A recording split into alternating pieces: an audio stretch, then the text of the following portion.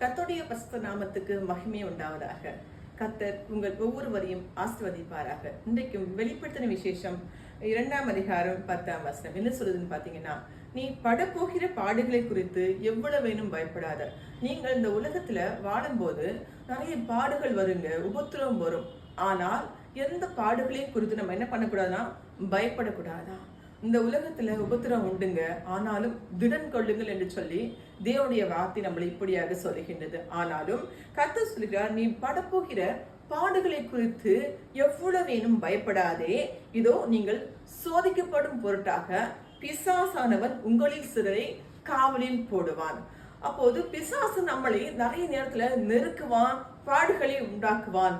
ஆனால் கடைசி நாட்கள்ல நீ மரண பரியந்தம் உண்மையா இரு. உங்க வாழ்க்கையில மரண பரியந்தம் வரைக்கும் நீங்கள் உண்மையாக தேவனுக்கென்று வாழும்போது, உங்க பிள்ளைகளுக்கென்று நீங்க உண்மையாக வாழும்போது, நிச்சயமாகவே அப்பொழுது ஜீவ கிரீடத்தை கர்த்தர் உங்களுக்கு தருவாருங்க.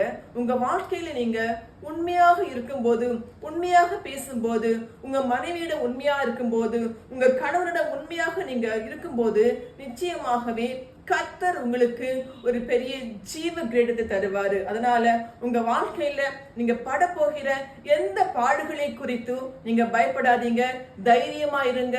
பிசாசானவன் எவனை விழுங்கலாமோ என்று வகை தேடி சுற்றித் திரிகிறார். ஆனாலும் கர்த்தர் உங்களை ஒருபோதும் கைவிட மாட்டார். ஆமென்.